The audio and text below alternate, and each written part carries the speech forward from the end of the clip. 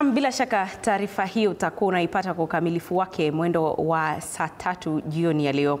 Lakini tukisonga mbele ni kwamba viongozi wa ODM wakiongozwa na Katibu Mkuu Edwin Sifuna na Senator Godfrey Ototsi wamesuta Rais William Ruto kwa kufumbia macho utekaji nyara, haswa baada ya kuuliwa kwa Albert Ojwang. Wakizungumza katika hafla ya uchangishaji wa fedha za kuinua akina mama kwenye eneo bunge la Bumula, viongozi hao wamesema kuwa ni wakati mwafaka kujiondoa kwenye mkataba wa UDA na ODM. Wanje Sostin na mkusanyiko wa taarifa za mashinani.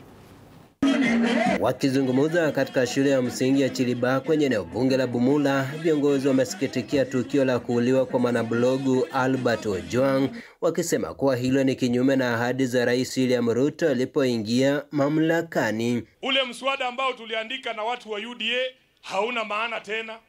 Hauna maana tena, hata afadhali turarue tuchome. Kwa sababu itawezekanaje? Tumekubaliana kwamba mtasimamisha mambo ya kuchukua vijana kuwapeleka kwenye polisi na kuwaua. Hana hatia yoyote. Ati shida yake ni kuandika kwa mtandao. Alafu unachukua mtoto ambaye mama amebeba miezi 9 akasomesha akafika university. Unachukua yeye, unatoa yeye Homa Bay, unapiga yeye kwa barabara, unaleta yeye Nairobi kama ni maiti. Wamesema kuwa ni wakati mwafaka ndoa ya chama cha ODM na UDA kufika mwisho, wakimtaka naibu mkuu wa Inspector Generali wa polisi Eliud Lagat kujiuzulu. Mimi nimesema hata hiyo vitu vingine ile MOU ilikuwa inasema hatutaki sasa. Yule deputy IG anafanya nini kwa ofisi? Kama kuna kitu itaharibu siasa ya yule mtu Kenya hii, ni kuacha Langat akawe kazini na yule jamaa pale kwa moshari. Langat aende nyumbani. Ndio tuongee hiyo mambo ya siasa ya kesho.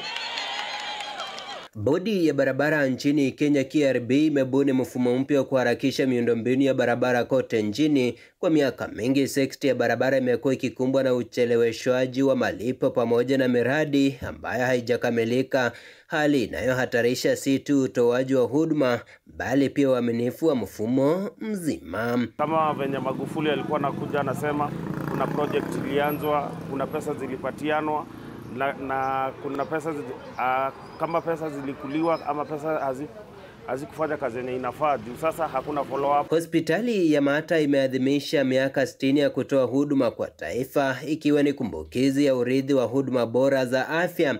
Hospitali hii ilianzishwa na wamishonari wa shirika la Sisters of Mercy na imekuwa nguzo muhimu katika mfumo wa afya wa Kenya.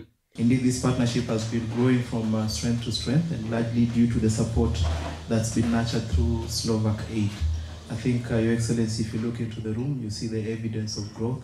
The equality between male and female health workers, this attribute is very important for my country. This is a proof that your hospital is the principles are based of inclusivity, professionalism. Askofu mstaafu wa kanisa la Kianglikana Timothy Ranji amelaumu serikali kwa deni kubwa na malimbikizo ya madeni ambayo yameathiri uchumi na maendeleo ya nchi. Akizungumza wakati wa hafla ya kuzindua zaidi ya wanaume 900 wa chama cha wanaume wa Anglikana wa Kenya kama, Askofu Ranji amesema kuwa Kenya imekopa sana kutoka mataifa ya nje, jambo ambalo limewaletea Wakenya mzigo mkubwa. Na nikisema hivi na Wakenya wale ambao wanatuongoza kule juu serikali ndio nasikia. Mtu mmoja alisema sasa hii Kenya imebeba debts nyingi sasa. Tafadhali tuliuze tukawale.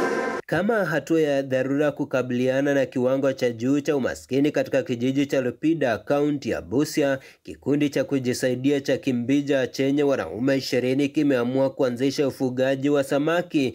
Wakizungumza katika vidimbwi vya samaki vilivyokarabatiwa upya, kikundi hicho kikiongozwa na mlezi wao Padri Dunstan Palati kimeeleza kuwa ufugaji wa samaki una uwezo wa kubadilisha maisha ya wengi. Wanataka sana maisha yao yaweze kubadilika kwa sababu ukiangalia area hii hali ya kiuchumi iko chini, na kama kuna namna ambazo zinaweza badilisha maisha yao wako na hamu sana, na ndio maana nimefurahia. Wanje Sostin, TV4.